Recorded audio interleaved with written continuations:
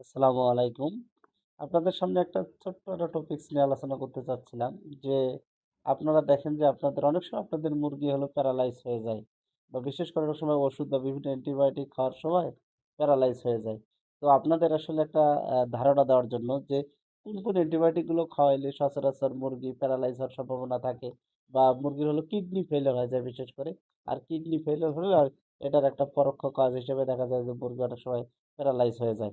তো এই সকল ক্ষেত্রে আপনারা কি অ্যান্টিবায়োটিক গুলো যেগুলো ব্যবহার করার ক্ষেত্রে সতর্কতা অবলম্বন করবেন? বিশেষ করে আপনারা যদি জেন্টামাইসিন খাওয়ান, আপনারা যদি এমিকাসিন খাওয়ান বা নিওমাইসিন সালফেট বা এই জাতীয় নিওভেট 70 এই গ্রুপের। এছাড়াও আপনারা সিপ্রোফ্লক্সাসিন আংশিক কাজ করে, লিভোফ্লক্সাসিন, অ্যান্ড্রোসিন এগুলো। পাশাপাশি হলো অ্যামোক্সাসিলিন।